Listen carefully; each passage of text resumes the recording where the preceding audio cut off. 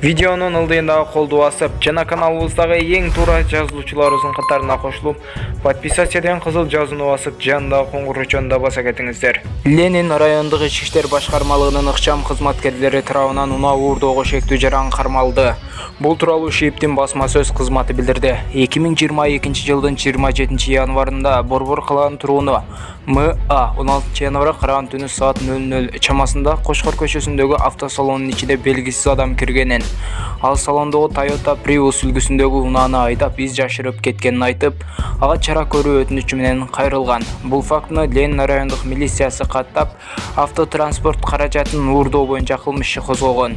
Жүргүзүлгөн иш-чаралардын негизинде кылмышка шектүү НЖ кармалган. Ленин райондук соту шектүүгө карата Бишкек шаарынын СИЗО-1 абагына 1 айга камакка алуу түрүндөгү баш коргоо чарасын тандады.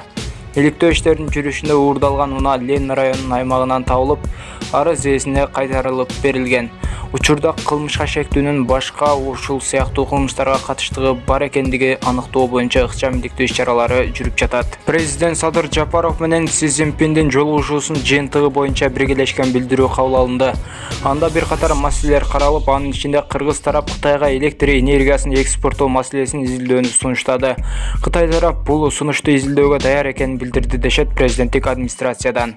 Ал эми президенттин басма сөз катчысы Эрбол Султанбаев коңшу өлкөгө мындай сунуш мурда берилгенин, маалымат жарыяланганын айтат. Буга чейин эки өлкө башчылары энергетика тармагындагы кызматташуу маселелерин талкуулашканын кабарлаганбыз.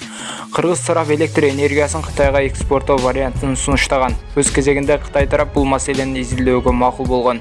Эгерде оң чечим кабыл алынса, Кыргыз өлкөсүндөгү ГЭСтерди курууга жана кубаттуулуктарды көбөйтүүгө кошумча инвестицияларды тартууга жол ачат, деди ал.